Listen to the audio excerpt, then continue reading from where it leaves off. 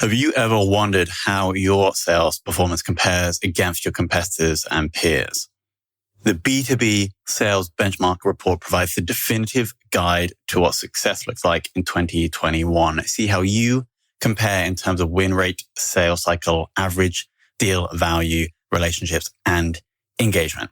You can see the results and get the full report at ebster.com/B2B-sales-benchmarks. We should be looking at that. We should be using that type of data to make some predictive analytics on, let's figure out who is ripe for growth before they necessarily even tell us. Let's figure out who's at risk before they tell us. And we do that using the go-to-market data and the commercial data and the engagement data. But we can also do that using the actual product data. So that's what I'm super excited about.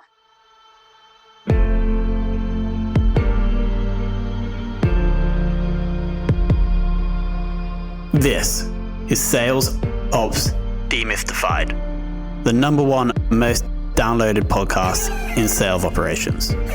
We invite the brightest minds in sales ops onto the show to deconstruct the what, why, and how behind rep productivity, forecasting, metrics, and all things revenue.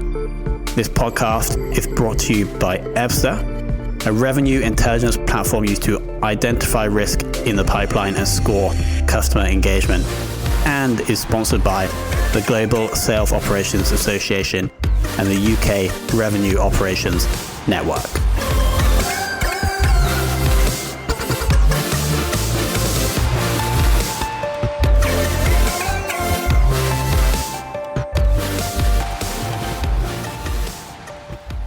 Hello and welcome to another very special episode of the Sales Ops Demystified podcast. Today, we're joined by someone who has an incredible work history, and we're going to dig into that in the early parts of the show. Currently, Nicole Bradshaw is the Senior Director of Business Operations at Parsable. Nicole, welcome to the show. Thanks so much, Tom. Thanks for having me. So I first want to jump into your work history because we've got some big brand names. So Pardot, Salesforce, Campaign Monitor, all in sales ops. But actually, I want to start this discussion off by your work history pre-sales ops, where it seems to me that you were involved with some kind of government agencies. For whatever you can share about that, how did that work help you prep for the world of sales ops or business operations? Yeah, that's a great question. I actually get that question quite a lot. So I was in intelligence analysis straight out of college, and it's a shockingly transferable skill set for ops in that the role was all about consuming as much information as you could and figuring out what trends existed and making recommendations based off of those trends. So as you can imagine, you just change the nature of the data that you're looking at, and it's the same skill set, right? It's find the patterns, look at the data, figure out like what should we do, what would be the implications of what we would do with that. So I think it's actually quite similar, but it's hard for people to believe me sometimes. So that's the how, the skills transfer. The other question I'd like to ask is why did you transfer? Yeah, that's a great question. I really loved doing the intelligence analysis work. It was fascinating. I was constantly learning. And there just kind of came a point in my life when you really want to live in very specific geos to do that work if you're kind of at the top of your game.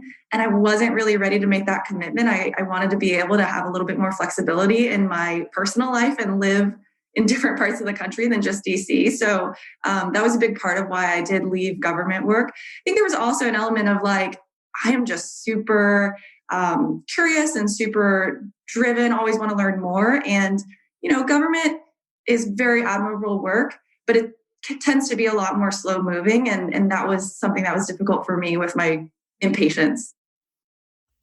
We've had guests on before that when we ask a question later on in the episode, and maybe I won't share it so it can be a surprise if you haven't heard it yet.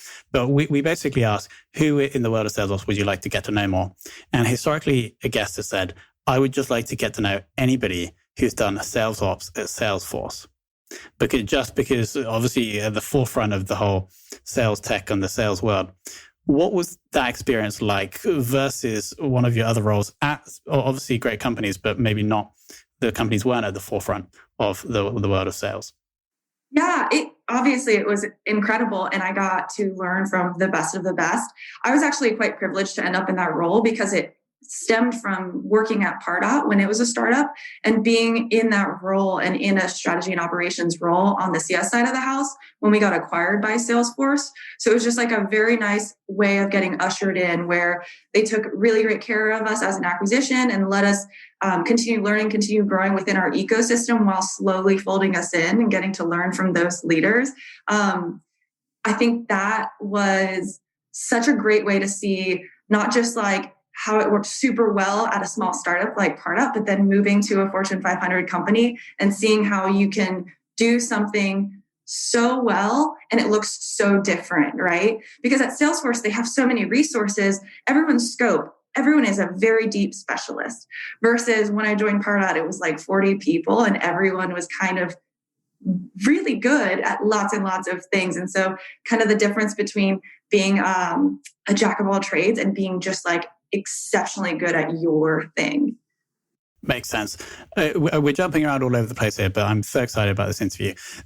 Right now, your role is in business operations. You just mentioned at Pardot you are on the CS side. Where does, maybe a better question for me to ask right now is, business operations, is that broader than revenue operations? Right, so you're looking at ops not just within marketing, CS, and sales. Yeah, that's exactly right. So we are supporting systems, supporting processes, and supporting data and analysis across the organization. Awesome. How much of your focus or time would you say is on those revenue functions versus other places?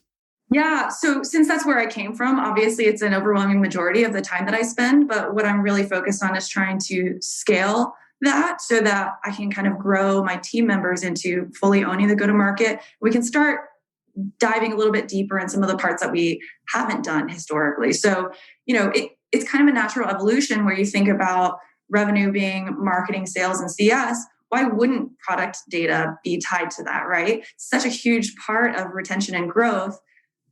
It's kind of just the natural way of how RevOps should grow is suddenly, while we may still have the RevOps title, we should be looking at that. We should be using that type of data to make some predictive analytics on, let's figure out who is ripe for growth before they necessarily even tell us. Let's figure out who's at risk before they tell us. And we do that using the go-to-market data and the commercial data and the engagement data. But we can also do that using the actual product data. So that's what I'm super excited about moving into kind of that biz ops world. So we're talking about the trend from sales to RevOps going even further, or you, Nicole, see value in that trend going even further.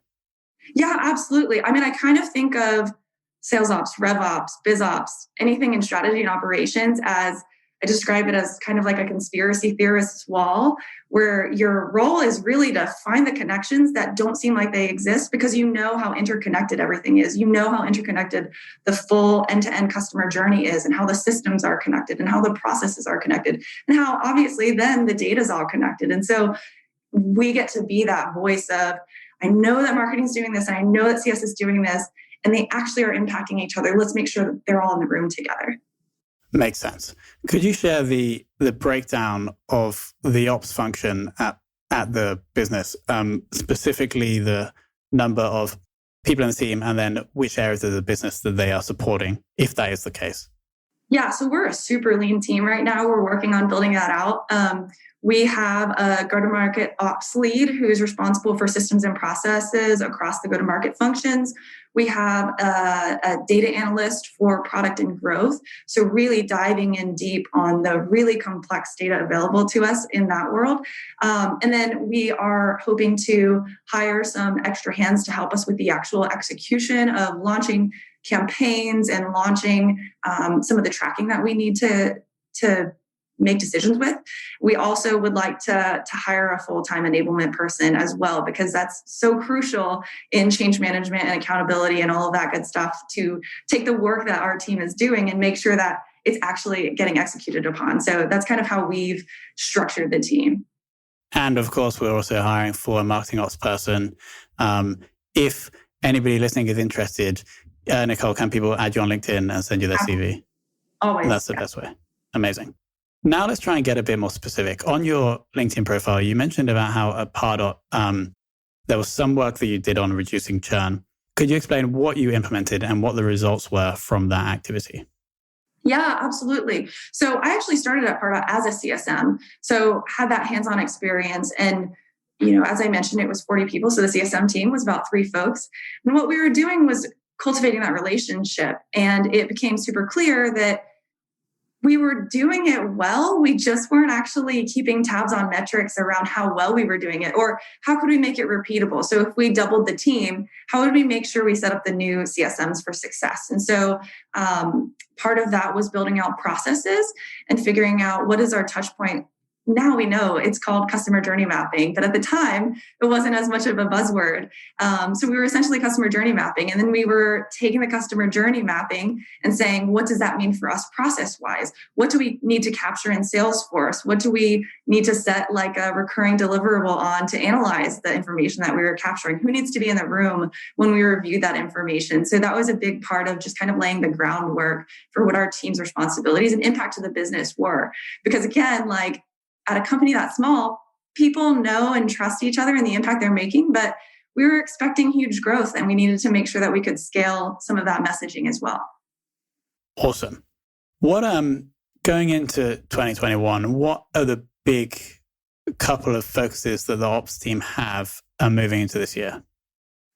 Yeah, so for our organization, we are actually completely changing up the go-to-market approach that we have, not the least of which is we are dividing our sales organization into land versus expand sellers. So as you can imagine, there's kind of a domino effect of roles and responsibilities, but also processes and systems. And what does that look like? And as I mentioned earlier, like the interconnectedness of that and making sure those transitions are all smooth on both the like customer side as well as internally. So we've got a lot of work on our plates right now. Yeah, I mean this maybe I'm speaking from experience, but going through a sales process, being treated amazingly, all the knowledge is built up in this rep who's been amazing, and then you're handed over to CS rep who may be just as amazing, but they don't have the context. And so I totally agree. Is there anything else that you guys are going to be looking at over this year?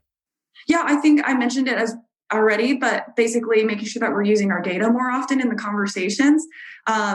We never want to discount the anecdotal inputs, but we also want to make sure we supplement it with the data. So looking at the usage data and making sure that our sales team is actually well-versed and that data is democratized. That's a big OKR for us. How involved are you guys in the forecasting process? We are definitely involved. It's actually been something that's been a very interesting challenge for the calendar year 2020, I think, for everyone. And so are you guys responsible for pulling out the forecast from Salesforce and then presenting that to the management team? Like if the ops team, there isn't a separate sales management function doing that? So it's kind of a joint effort between sales ops and the sales leadership. So we have this collaborative call for forecasting where obviously the sales leadership will share their line by line perspective. And then what will inevitably happen, especially in 2020, were questions around, okay, but what could that actually mean when it comes to the impact of COVID on the economy and on our customers? And so it was really interesting to try to think creatively about that. So we tried to take a couple of different creative approaches on that. I think early on, it was, what is a number we can look at that might be a leading indicator on things slowing down or things stalling out? Because obviously, if you look at stage duration, by the time it's been sitting in stage, it's too late. It's kind of a lagging indicator. And so we started trying to look at like responsiveness, time to a response to an email. Has that taken longer than it has previously because people are swamped with other things or because people had to close down their factories because of COVID? So that's a big part of it. And I think also kind of the broader economic trends were a big part of it, which I honestly haven't had be part of the forecast conversation before 2020. And it was very much, okay, we know that we feel good about this deal, but let's go look at some of the stock market indexes and see if like the market as a whole feels good about the direction that they're going in and kind of supplementing the forecast with that as well. Yeah, all of those factors, it definitely seems like these other extra data points should be pulled into the forecast to attempt to make it more accurate. And yeah, I'm sure 2020 was a turbulent one. On that note, how remote were you guys before the start of last year? And how have you aided the business in becoming more remote throughout 2020 and maybe even into 2021? Yeah, that's a great question. So I actually was hired to be full-time remote, but that happened right when everyone went full-time remote. So it's been very interesting. I feel like I'm probably about 3 to 6 months behind when it comes to relationship building and rapport building, just because it slows things down when you're virtual. I would say that's probably the biggest difference for me. The actual work itself, doing remotely, is not too challenging. Thankfully, our tech stacks are where they are, and it wasn't too difficult to transition to working from home. But in reality, it was that building the credibility and building the trust with a totally new organization when you haven't seen any of them face to face. We definitely have had to adjust, definitely had to be more comfortable repeating myself and just understand that is an impact of working remotely, is because we're not all sitting in a room together. We maybe heard something in passing on a Zoom, but we're all multitasking on Zoom. So why not repeat it 4 more times? And just getting comfortable with maybe more making that a habit, I would say. So that's a big part of it. And then also, obviously, making so much time for one-on-ones. And again, just understanding what people care about, which means that our calendars have all blown up as a result of working remotely. But I think it's obviously time well invested. Makes sense. And it kind of makes sense also that you joined the business to be fully remote anyway, based on what you were saying earlier about the lifestyle of not necessarily having to live in DC or even a big city, I guess. Yeah, exactly right. Amazing. Nicole, we're now at the final question. Who in the world of sales ops, actually, I'm going to broaden this out. Who in the world of operations would you most like to take for lunch? Oh my gosh, that's such a difficult question. I would literally take anyone to lunch who has a non-traditional background in operations. Those are the folks that I feel like I learned the most from.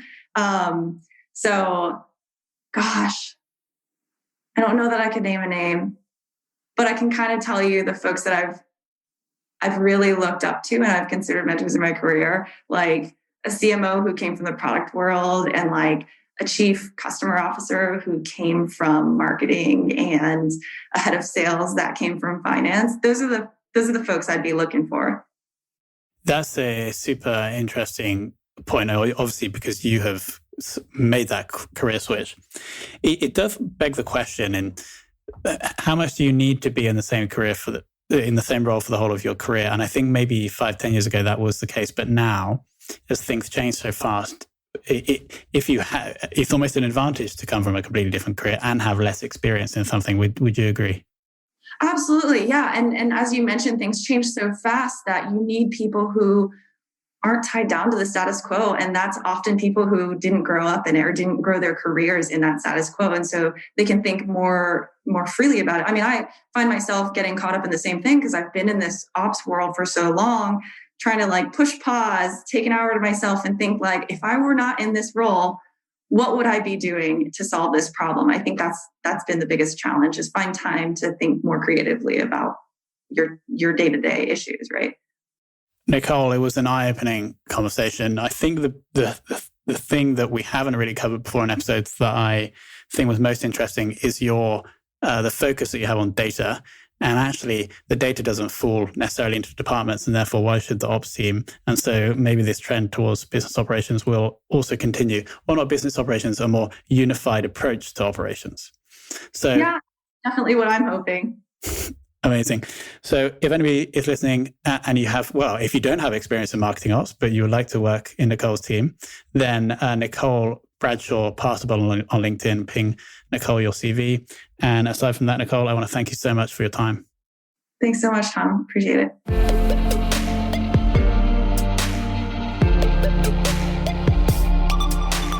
Thank you for listening to this episode of the Sales Ops Demystified Podcast. If you are listening on a podcast listening application, then please subscribe, rate, and review. And if you have any questions about the show, if you know a guest, or if you have any questions about sales operations, just hit me up at tomhunt@ebster.com. That's tomhunt@ebster.com.